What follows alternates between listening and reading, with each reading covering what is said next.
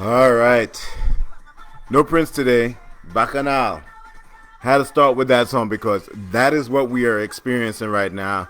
It is the all election debate episode of the Greenhouse Effect. I am your host, Hayden Greene. It is Thursday at noon, and I had to play that song because literally this is a bacchanal going on in the American politics scenario. So I had to start with that song. Trini Massive, stand up. What's up, Lindsay? Good afternoon to you too. So we are, man. Let me tell you, we got a doozy going on in our hands. I'm not talking about the podcast. I'm talking about literally the election series. This is craziness embodied, and normally I have like a page or two of notes of all of the things that I want to like get to. I literally have 3 pages of notes, and they all have to do with uh, woo, with the debate. So those of you who have been living under a rock in the United States, the two presidential candidates, the one who currently sits in the seat and the one who is interested in sitting in the seat but was sitting next to the seat for 8 years, squared off in the debate. So we're talking about the Grand Cheeto and Joe Biden. Somebody said we need a Calypso Veracruz. Yeah, versus. Yeah, we absolutely need a Calypso versus. Marshall Montano and Destra would be my choice. That would burn down the house. Burn down the whole house. What's up, Don? Chris Fitzpatrick in the house representing for Creston. It's like you put your whole work stuff in there. I love Chris. Chris is one of my favorite former students from Montclair State University. All right, so on Tuesday, what is it? Tuesday? What's today? Yeah, Tuesday we had a debate. Listen, man, all the days are running together. And it was supposed to be 90 minutes. It went long. Duh, because nobody could hold to an actual format. So it went long, and it was probably the most catastrophic debate that I have ever seen in my entire life. I mean, I have never seen, and I've seen high school debates, right? High school debates, and this debate was completely off the rails. All right, so where do I start? The first thing that I have to say is that if you're thinking, and I said this to one of my fraternity brothers, if you're thinking, I was like, oh well, we everybody, all the candidates are the same and they're all crooked and all the rest of that stuff. I was like, this is embarrassing for the American public. Here's why. The job of the president of the United States is not. The first job of the president of the United States is not to make policies. It is not to bring any kind of diplomacy. That's not the job of the president of the United States. The first job of the president of the United States is to instill a sense of pride in the country. That's your first and foremost job. When somebody looks at the president, regardless of whether you are in the party or out of the party, you should be able to say, my party didn't win, but that guy kind of knows what he's doing, or at least he has a bunch of people around him that knows what they're doing. We have lived for 4 years with somebody who has not instilled that kind of reverence for the office of the President of the United States. This debate further solidified that neither one of the two people that are running for President of the United States actually feels like somebody who is presidential. And so people will argue with me about, well, Biden was drawn into that kind of debauchery. Biden was drawn into mudslinging on a public forum. And I may agree with you there. But the debate as a whole did nothing to convince the American country, the American public, that there are two people who are running who have the country as its main focus, and two, are able to, under pressure, stand up and be presidential. This is the problem, right? 45 has not been presidential. This is the main issue. And so this debate is normally supposed to be a place where two civilized people, two people who have a certain level of learning, a certain level of understanding of the gravitas of the presidential office, come together and say to the American public, here are the things that I think that are important to me and therefore are important to you, and you should vote for me here. Here's my portfolio. None of that got done. None of that got done.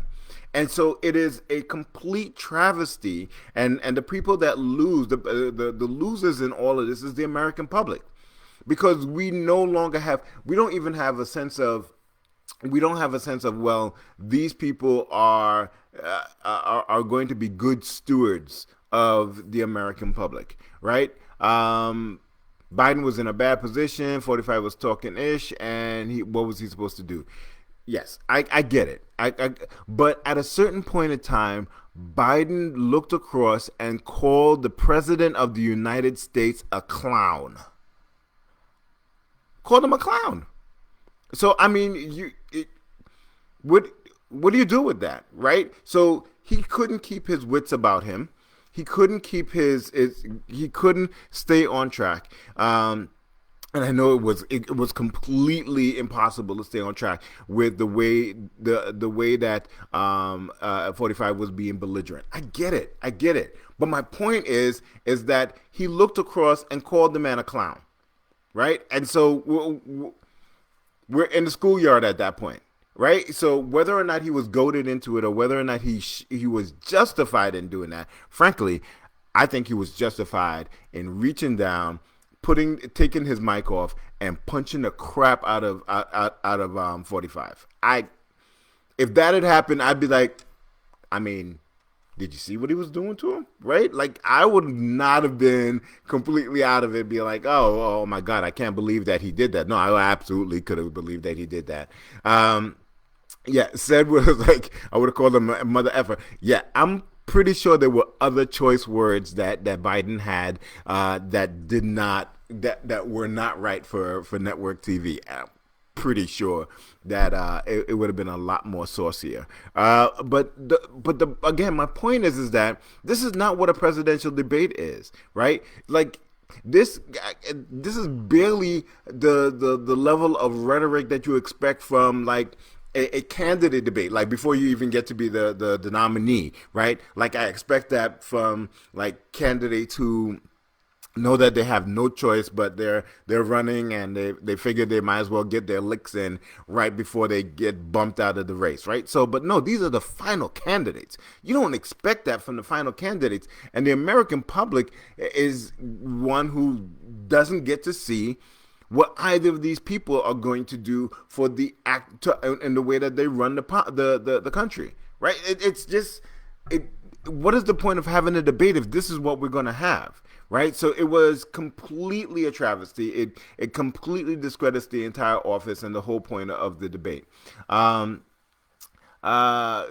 Marcia, you said, I thought clown was nice. My words have been much harsher. Straight Caribbean on his ass. For the cokehead comment, the son would have earned him a proper ass whooping. Yes, I'm gonna get to that.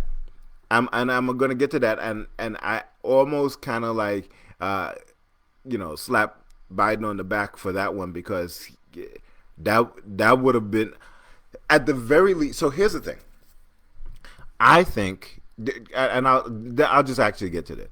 I think with the abuse and the way that the Cheeto was not abiding by the rules, it would have made far more impact if I would have simply said, you know what, Chris Wallace, you have lost control of this debate. The American public deserves much more.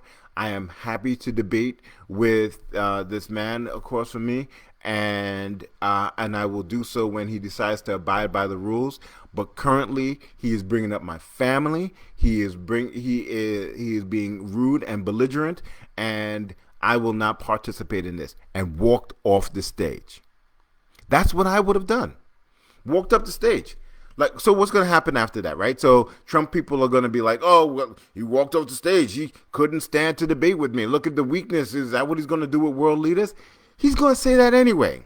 He's going to portray you as weak and as somebody who is not worthy of the presidential office, regardless of what was happening. So for my base, for the people that are going to vote with me and the people who want to see that office respected, the best thing to do would have been like, this is not what the president of the United States stands for. This is not the way that we are supposed to actually put forward the image that we're supposed to put forward for the importance of this position. I'm not going to participate in it. There's an old saying, never get into an argument with an idiot because somebody looking at the argument won't be able to tell one from the other. And in that moment, Biden took the bait. And now you can't tell what the difference between 45 is or he is because he sunk to their level. He sunk to their level. And Johnny said easier said than done. 45 was attempting to pick an argument because he can't win a debate. Yeah, no, I mean, yes, it's easier said than done. But again, when I look at what I want to be, if I want to be the president of the United States, and I want to be the president for everybody, and I want to separate myself from the infantile way that my opponent is approaching this debate, what do? Do I sink to that same infantile level? Or do I raise up and say, this is something else? I think that we're not going to get anywhere with this. I'm leaving. Number one, you'd have grabbed more headlines. That'd have been all anybody was talking about. Biden walks off the debate, will not participate in a juvenile parade. That'd have been the headlines. You would have grabbed every single one of the headlines. It would have infuriated number 45. Why? He doesn't like anybody having more headlines than him. Right? So that would have been my whole point. Or I would have just stayed silent. I would have been like, I will not participate unless the rules are abided by. They were agreed on by both campaigns. We both said that we would not interrupt each other, and you have broken the rules from the get-go. And so that's what I would have done. Anyway, so that's the biggest loser was the American public, right? Do you debate him again? That's not going to change. 45 is going to do what he wants. But you have to give Biden credit because he tried in some cases wasn't always the best, but he tried instead of arguing to redirect it to American people. He tried. Yes, I give him credit for that. He could have said, I'm not going to be at the clown level and share what I'll do as president. Doesn't matter. You have to maintain your composure. Imagine one of them at a peace summit and loses. He could be drawn into a needless war. Right. See, all of these things that you're saying is exactly what I'm saying. It's like nobody took the high road. No, there was a meme where it's Obama and Biden sitting there, it's like, say, so did you, when they went low, did you go high? It's like, no, I called that MF a clown, right? And then told him will you just shut up, right? He lost his cool. He didn't prove that he was presidential in that moment.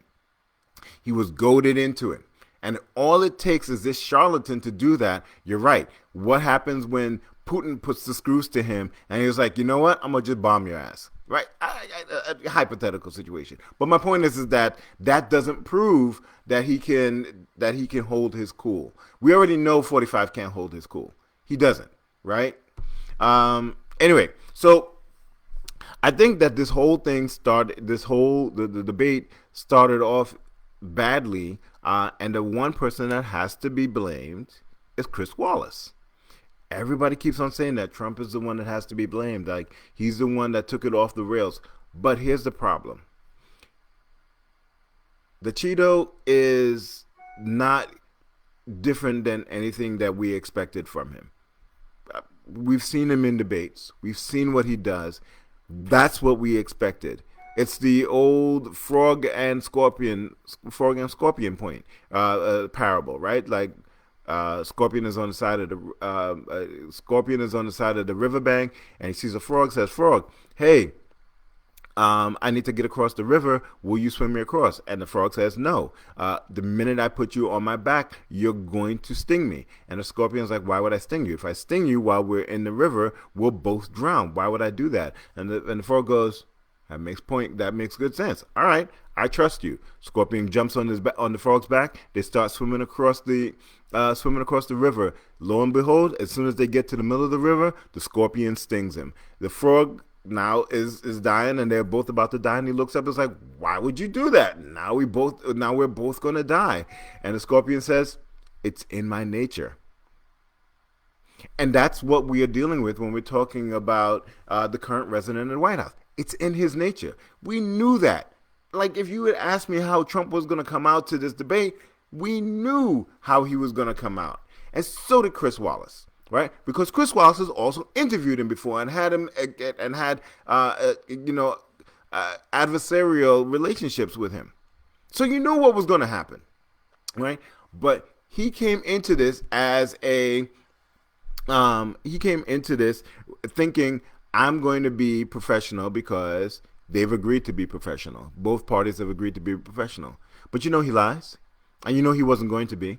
And so he allowed it to start to be rambunctious, right? The minute that 45 started interrupting and being rude, Christopher Wallace should have shut it down. It's like, we're not going to do this. Mr.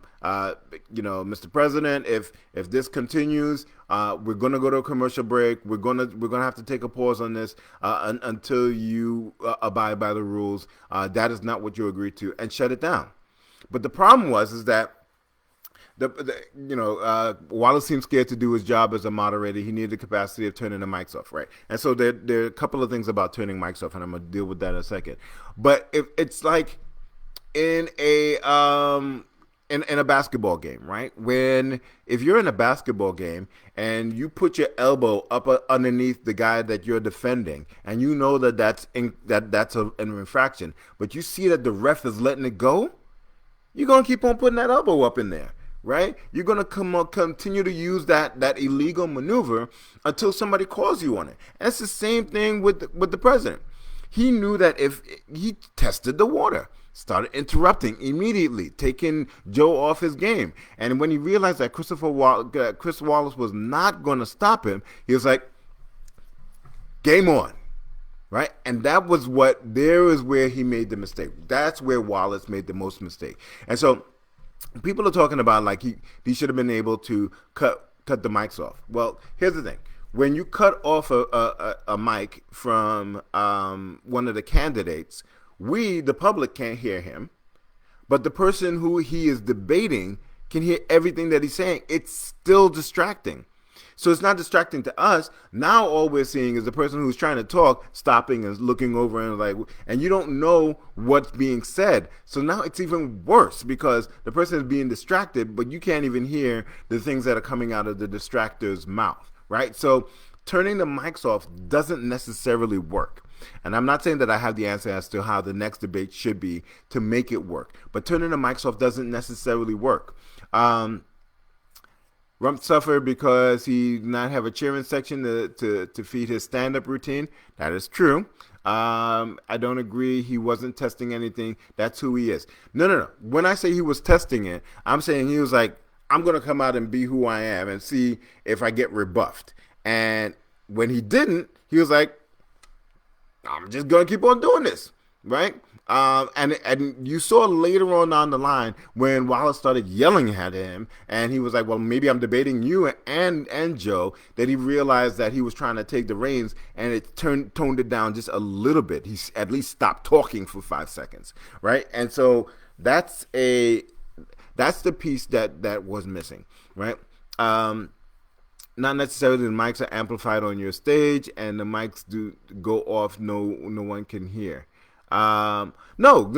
If you're standing 10 feet away from me and you're talking to me, I can hear you. Mic or no mic, I can hear you. I've been on a stage, and if I'm talking and somebody's 10 feet away from me and still talking, I can hear what they're saying, right? And do you think that if if 45's mic was turned off and he didn't think that Joe was going to hear what he was saying if he was talking lowly, that he wouldn't just start yelling it at him. So the mic being turned off doesn't necessarily work. I'm saying there has to be something else that doesn't necessarily work.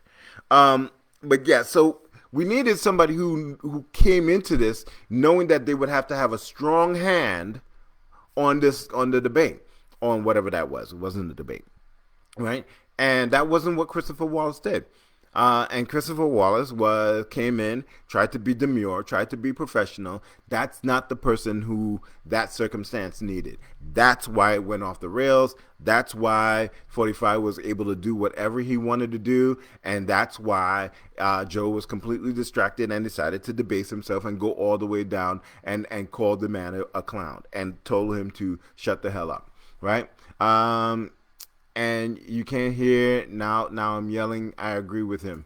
45 has all them boys scared to tell him anything. Anyway, so there are a couple of things that I hope people caught when we would, past the format of the debate. There are a couple of things that I hope people caught that were actually said, like when you actually parse out what the words were that people actually said during the debate. The thing that I think is one of the more poignant points that's getting like pushed to the side because we're dealing with the stand down and stand by. At the beginning of it, 45 says elections matter.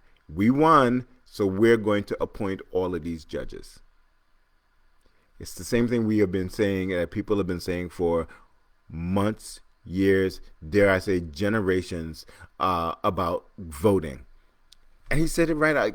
So the point is that the people who are interested in staying in power understand how elections work. When you sit down there and say, it's like, oh, well, I don't want to vote because it doesn't matter. The man is telling you right now, elections matter, right? I got to appoint these 300 judges because we won and we had the House and the presidency. Sorry, the Senate and the presidency. Elections matter. And so and it's not even just a matter of presidential elections. It's all the local elections. All of them matter. Like they know. They want to be out here and talk about, it's like, oh, voting is voting is great, but you shouldn't come out because it's a scam and it doesn't matter anything. They know elections matter. He said it. Oh, and by the way, those 300 judges that he got on Biden for not for Obama not appointing. Do you know why Obama left those 150, 140 plus judge seats open? It's because Mitch McConnell would not would not have confirmation hearings for any of them. Every time that Obama put forward, right? Every time that Obama put forward that he was going to be putting up a judge for one of these judges, Mitch McConnell squashed it because he controlled the House and because he controlled the Senate, and the Senate has to confirm those judges. So Trump made it seem like, oh, okay, Obama just left him and, he was derelict in his duties and he was off golfing for the last 8 months and decided to not appoint these judges. He tried. And Mitch McConnell stopped him at every point, right? Because the Speaker of the Senate the Senate Majority Leader would not even bring a vote on the judges when Obama was just before Obama's end of term, right? And none of it, and 300, none of them are black. None of them are black, and like 5 of them are women, right? So and probably more than 5, but so I hope there are poll watchers where I go to vote. All I can say is the Second Amendment. Yeah, okay, so we're going to talk about this whole race war that's coming in a few minutes. I'm going to get to it, done. I'm going to get to it. Right? So he said it out. He said it out there for you. Elections matter.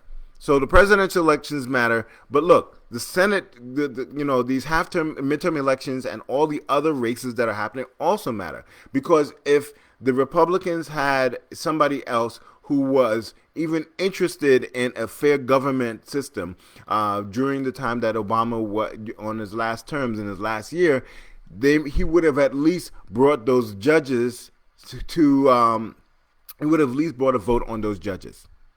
But Mitch McConnell is simply interested in keeping power. He does not care about the people, and all he wants to do is maintain power for his cronies and his party.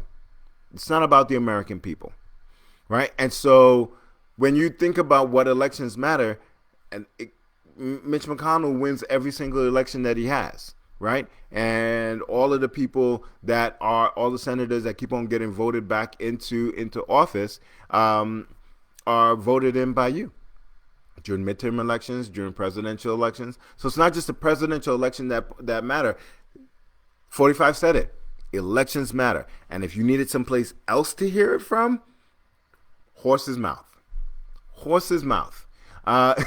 Victoria says you only have an hour. I'm not gonna make it.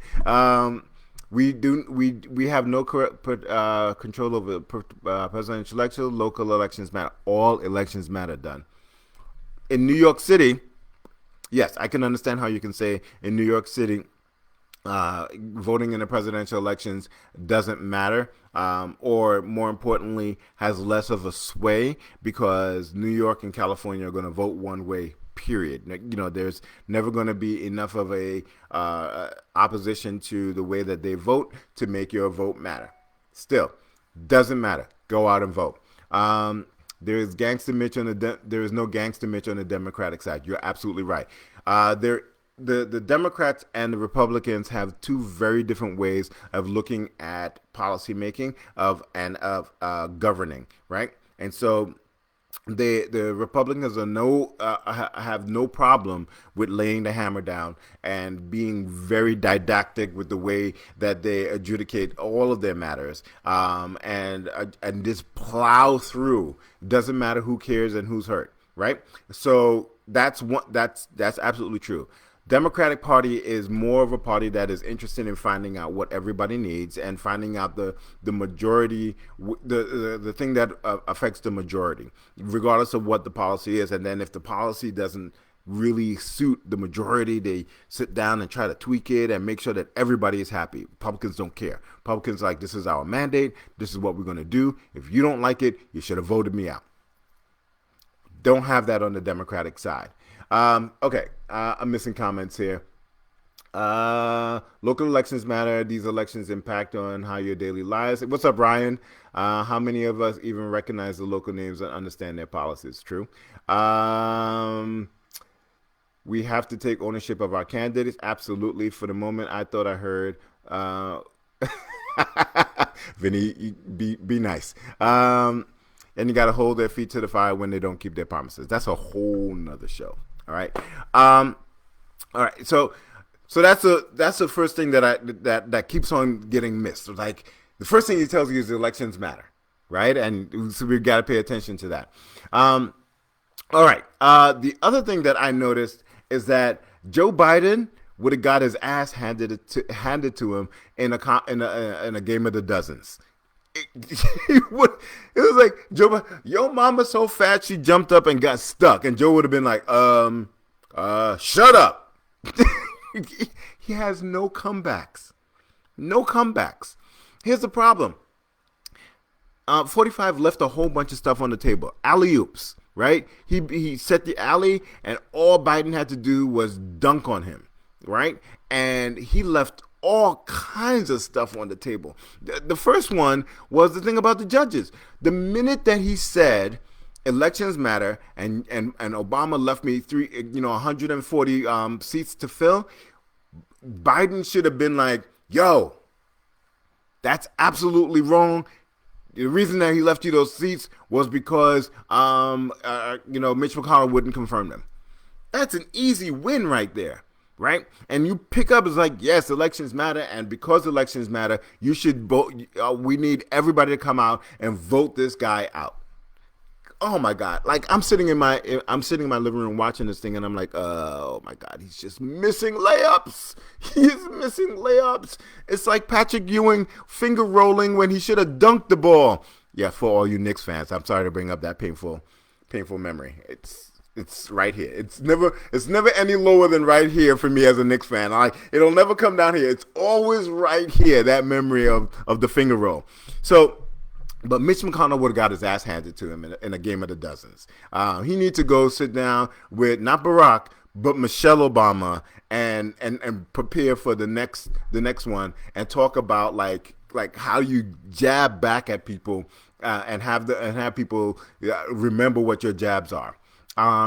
Joe is old, and looked confused and lost. There was a lot he could have responded to. Trump was all over the place. Why you got to bring up you and damn it, man? I'm telling you, like that. Like whenever we talk about a painful memory, like there's very few memories, and that painful memory is like right here, right here, right here. So the other piece that he left on the table was when the president says, and I'm the guy that brought back football. They love me in Ohio. What? We're talking about, and this is in response to his response to the COVID-19 vaccine, or what do you call it? Disease. I was flabbergasted. I was like, maybe I heard that wrong. The man's talking about bringing back football. He is, first of all, for those of you who do not know, 45 is obsessed with two things, golf and football. Those are the two things he is obsessed about. He loves golf courses. He wants as many as he possibly can. P.S. There is actually a Trump National Reserve in upstate New York. Why? Because Trump bought a whole bunch of land for $12 million, and he was going to develop a golf course. He could not develop it. It became a complete failure. He wrote it off and donated it back to the state as a natural reserve or a national park. He donated it as a national park and wrote off $100 million on a $12 million investment, which is kind of like why you end up paying $750 in taxes. So anyway, so yes, in response to 200,000 people dying from this virus, he says, "Yo, I brought back football. Look at, I'm the guy that brought back football." What?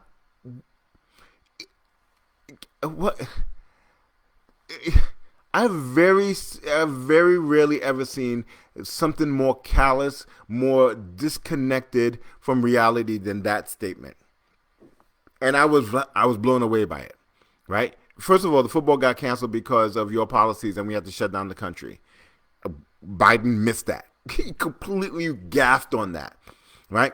Number two, when talking about people who died, when talking about, Biden then goes to this, like, somebody at your table is no longer there because because of this virus, and you don't mention the fact that the answer that he has is that he brought back football. Oh my God. Somebody said it's like, Kamala better like sit down with this dude.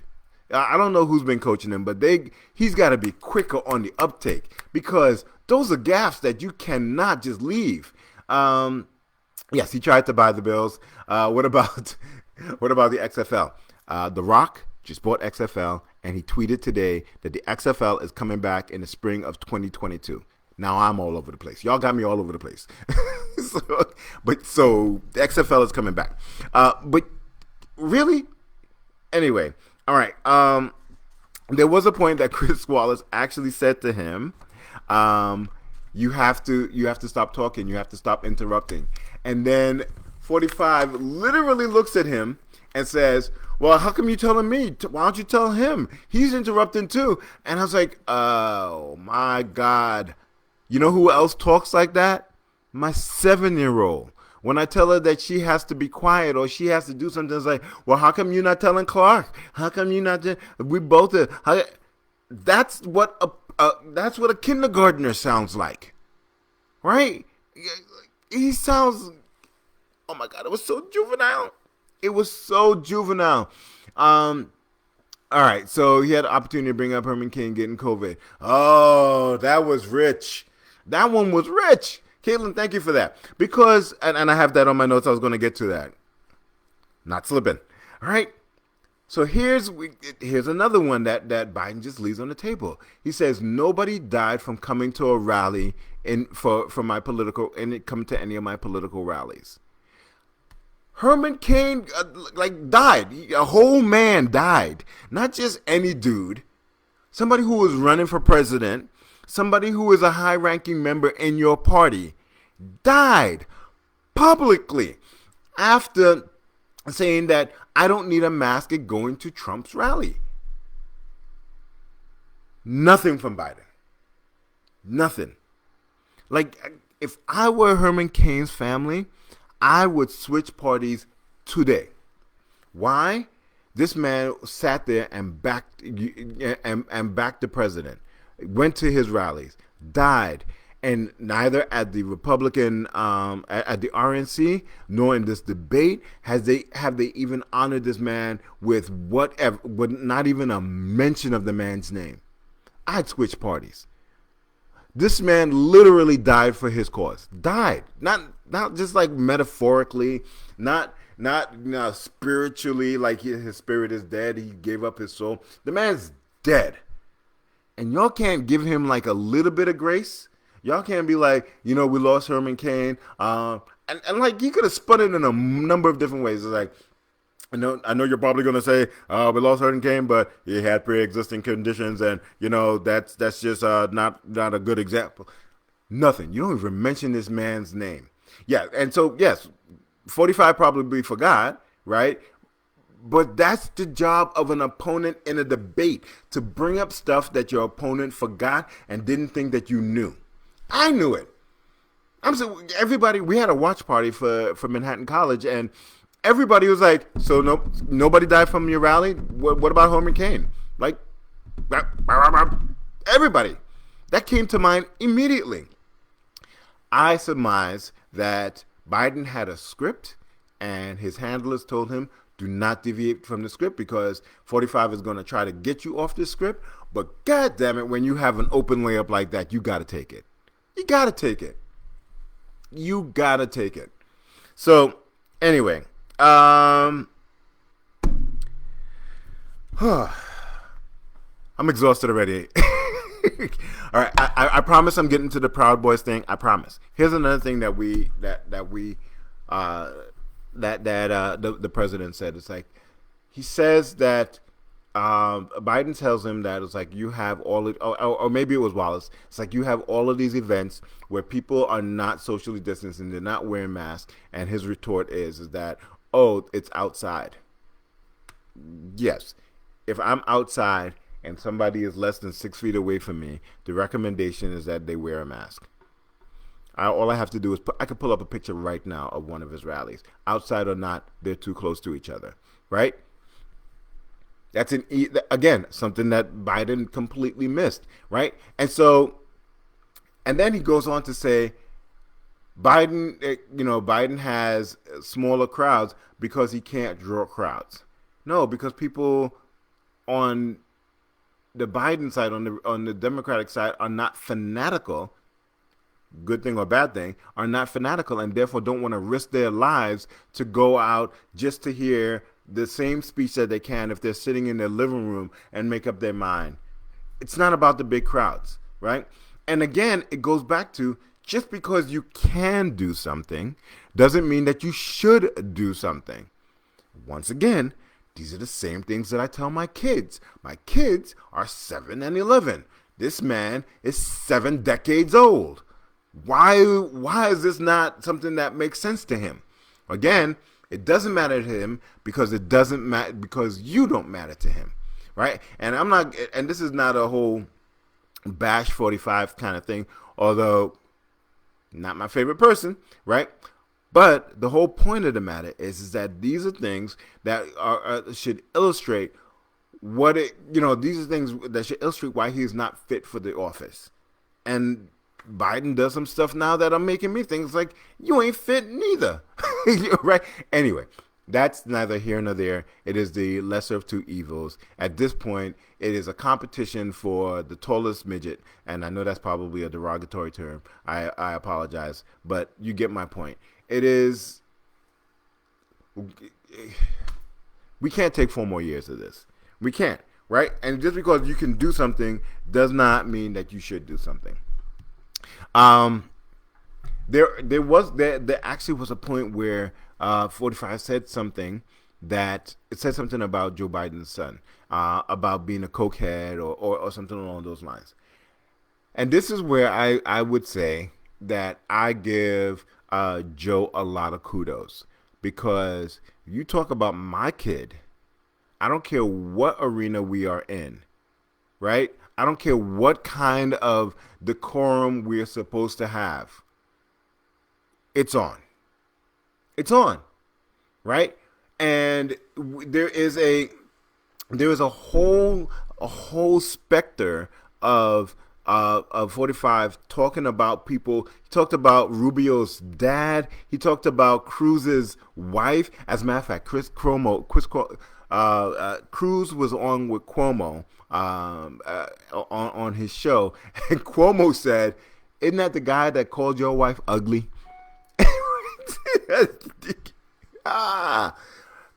Where do we live? So, like, but yeah, you talk about my son like that, my dead son, and then talk about the one that's still alive. Yeah, it ain't gonna end. It ain't gonna end well, right? And I'll give Joe a little bit of credit, because he was able to not go in on the morons that make up Trump's family. Like, literally, that could have been the entire debate. Like, you want to compare, you really want to compare sons. We really want to do this. Your sons are imbeciles, right? And yeah. So, like, I give him credit for not going down that deep in the rabbit hole, but it would have been over. The headline would have been Crazy Joe storms across stage and punches president in the face. It would have been over, right? So, yeah. Anyway, so that's that. So, and then the other place where he started comparing college. It's like, really? You want to compare my college with your college record that you will not release, but people have gotten and know that you nearly failed out your freshman year? Like, he had no comebacks. It was so sad. It was so sad. Anyway, his grandfather was a pimp that got deported. Yeah, you want to talk family? You want to talk family? Really? I hope he has some better ammunition for the next couple of debates. I have signed up to do more watch parties as part of my job, and I don't know how I'm going to make it. I spend the entire time just yelling at the screen. Someone made a quote memes of the fact that there was a pic of Ted Cruz and a quote was, "This November I'm voting for the guy who called my wife ugly." It's hilarious. Rubio is one too. No, not only this November, he voted for him last time, right? And he voted for him right away. Like, not only did he vote for him, but he shook his hand and endorsed him after he says, like, "I can't endorse a man who talks about my family." And then right away, the Republican Party is like, "Yo, you better fall in line." And he endorsed him and shook his hand, called his wife ugly. I don't know, man. All right. So let's talk about the town hall style. Ain't gonna help nobody. Done. It's gonna be. Remember the town hall style with him and Hillary Clinton, where he followed Hillary Clinton, walked behind Hillary Clinton like a stalker. Do you remember that? Town hall style means that there's no podium, which means that he's gonna roll. Well, is his wife ugly? Not the point, right? Town hall style means that he's roaming on stage. That's worse. That's worse. It's going to be a traveshamockery. It is on the 15th or 14th. It's going to be bad. It's going to be really, really, really bad. Anyway, so getting to the point that everybody wants to talk about. So in an effort to give him an opportunity to redeem himself, he was asked, will you right now decry or denounce white supremacists? Right? Go, sure. Who do you want me to name? Why do I have to name anybody for you? First and foremost, why do I even have to name anybody for you? The statement should have simply been, I, as the President of the United States, denounce any group that purports white supremacy or any militias that are not sanctioned by the government. Done. Who do you need me to name? I'll name them. Who do you need me to name? Proud Boys. Wow, you just had that one right at the ready, huh? Proud Boys, stand down and stand by. I had to do this. I did one of these numbers. I was like, whoa. He just told the Proud Boys to stand by. So I'm going around all different things, and I wanted to leave this for last because that is probably the dangerous thing that man has ever said. You don't believe me? Go to the Proud Boys website the next day. They added it to their logo. Stand back, stand down, and stand by. Who are the Proud Boys? Anybody know? The Proud Boys are a militia group. You know where the Proud Boys started? There's a country western song that says, "I'm proud to be your boy," right? And so he said that. So the leader of the Proud Boys first started off. It's kind of this group that couldn't get women, and they had this whole. They used to try to get together just to drink, and one of the things that and this is not a joke. One of the things that you had to do in order to be part of the Proud Boys was swear off masturbating. Right? There's I think it's called the no flap rule. So you could not masturbate if you were a Proud Boy because it was a waste of your seed. And so they have real problematic attitudes. The creator of the Proud Boys has actually since left the Proud Boys because it has morphed into a white supremacist militia group, and they are notorious for going to protest well armed and causing violence. And so this is a group that is problematic. This is not just a bunch of people who are talking about a bunch of other stuff. This is a group that actually goes out there and does things. And unprovoked, 45 pulls his name right out of his pocket. Says, "Hey, who do you want me to denounce?" I'll say Proud Boys. And then today or yesterday gets up and says, "I don't know who the Proud Boys are. Like, why are you asking me that? I don't know who the Proud Boys are." Nobody gave you that name. You brought it up. How you going to be like, Proud Boys, stand down, stand by, but you brought it up? Here's the problem. For the entire 4 years and even before, 45 has been using dog whistle politics, dog whistle tactics to signal his base to arm themselves, to get ready for a conflict. And has based it on race politics under the guise of law and order. That was a whole big nother term. That was the Nixon.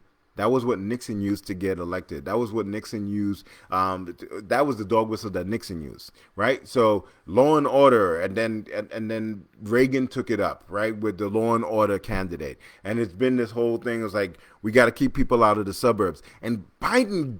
Oh, that drove me crazy. It's like, Biden's like, well, that's coded language. The suburbs are now pretty diverse.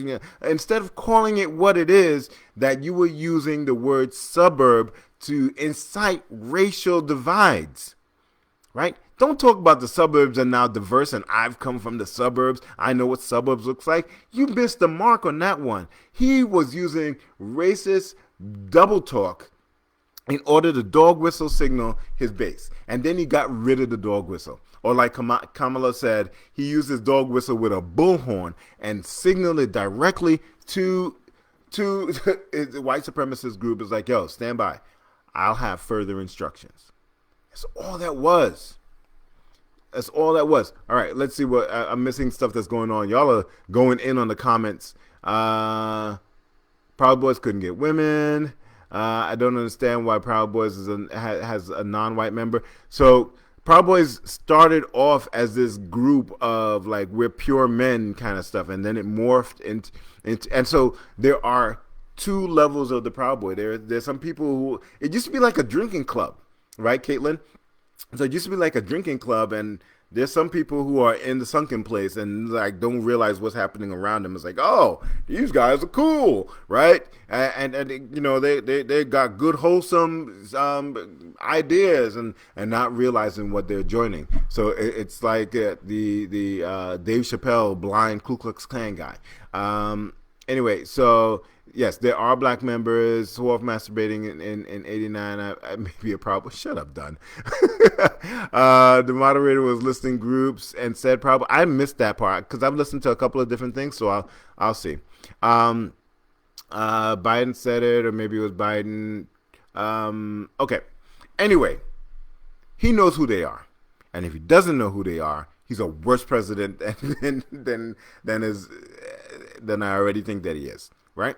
But the problem is that regardless of whether or not he knew who they were, he knows what they stand for. He knows what they are. And if somebody says, will you denounce groups and like such and such and such and such, then clearly this particular people are part of white supremacy. And it should be less, the standby thing, that's...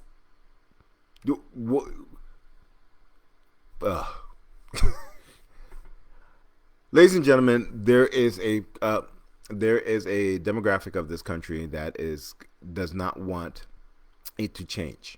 Does not want people who have been disenfranchised for generations to gain power. Does not want the social standing in this country to change.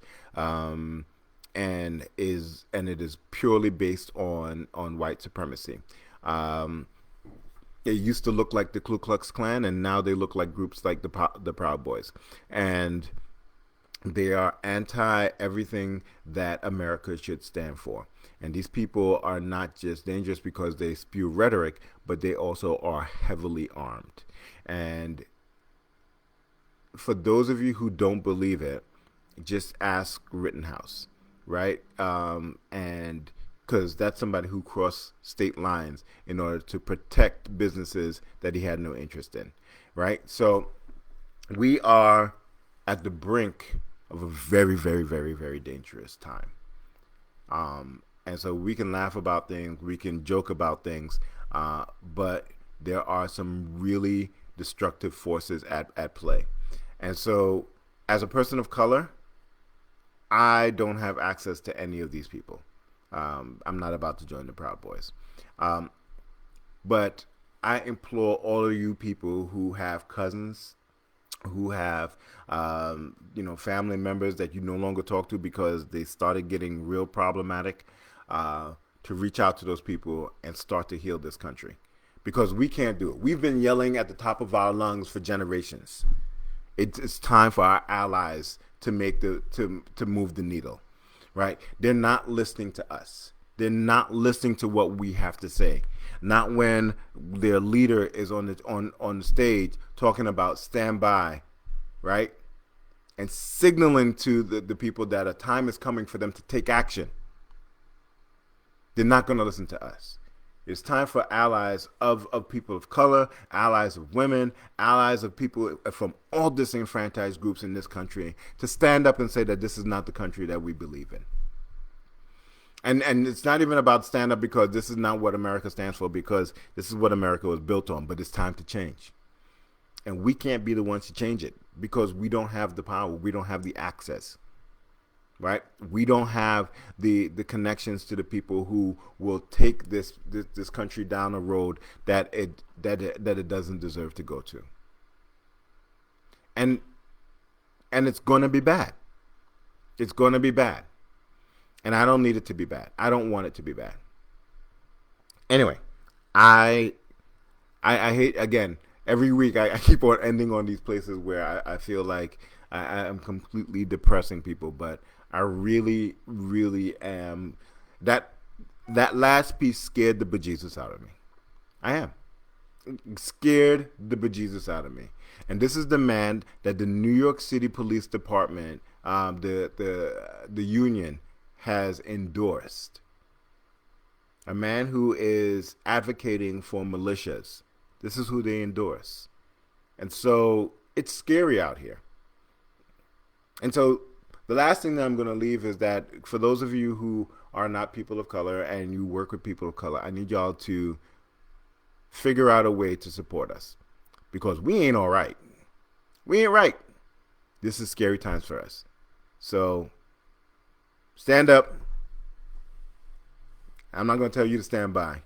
Now's the time for you to stand up and take action. Reach out to those cousins. Reach out to those some of them. Sometimes you might have to reach out to your bosses, or reach out to your coworkers, or reach out to those friends who just post problematic stuff on Facebook. Stop defriending people. Stop posting on their wall. Right? It's time for other people to stand up, not just up. Anyway, so I'm going to go sign off because now I got to go put on a different face. I got to go completely code switch and sit in another meeting.